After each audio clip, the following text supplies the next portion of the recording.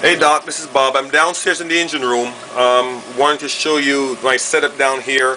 Yeah, I'm still running two skimmers on my 180 Reef upstairs, and I still hit the tank with a bit of ozone maybe once a week for an hour.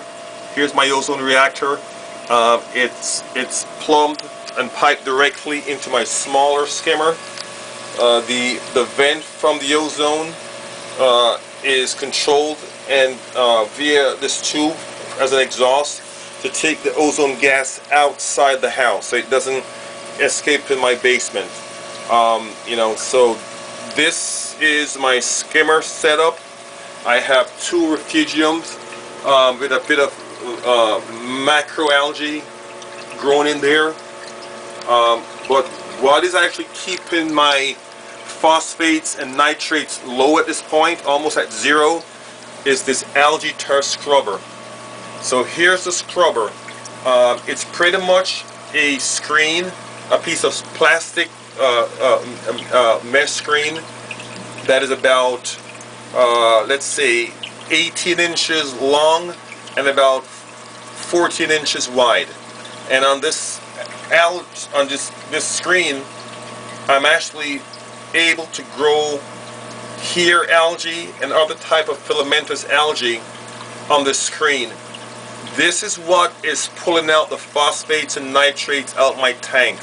I'm not running any GFO or any carbon or any other kind of chemical reactor type filtration. All that's shut down. All I'm running right now is the two skimmers, this turf scrubber, and a little bit of macroalgae over here. I can tell you right now, the turf scrubber is keeping the macroalgae from growing a whole lot, because the here algae on the turf scrubber is such an aggressive algae that it's out competing the other algae in my refugium, and also and for the most part it's also preventing algae from actually trying to establish in the display tank. So I have two 65 kW bulbs hitting this screen.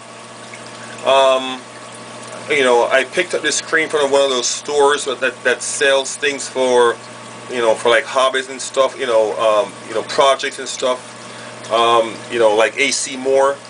They have a whole bunch of yarn and knitting and all those types of project that you can work on. So this plastic screen, you can also get it online. So it's a plastic screen, and I have this PVC pipe up top that is plumbed to a pump in the sump. The water comes up this pipe. I have the bottom of this pipe slit, so the water flows like in a sheet down the screen, and over time algae starts to grow on the screen. I clean the screen about maybe once a month or once every 5 weeks. I take it down, scrape it off, and put it back, and that's about it. So there's no cost of me changing out GFO on a monthly basis or so. So the more I feed, the more this algae turf scrubber grows, and I harvest this algae about every 5 or 6 weeks or so. And the most important thing is my phosphates and my nitrates are at zero.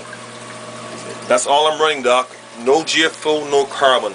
So this is my setup. The two skimmers that are running, a little bit of macroalgae in both refugiums here, but my main source of filtration right now is this algae turf scrubber. And so far, I'm going about 5 months on this turf scrubber, and the tank upstairs, the display tank, is pretty much algae free. I have no traces of green upstairs in that tank. So it's cost effective. I'm saving a whole bunch of money not buying GFO and carbon. I still do a monthly water change, like a 20% water change, and I feed heavily, Doc. I feed a lot. As you can see, my tank upstairs, I have a whole bunch of fish in the tank, so more than I should have in the tank right now. But again, because of this filtration system that seems to work, my phosphate is at 0, my nitrates are at 0. So this is my setup, Doc, and I'll talk to you soon.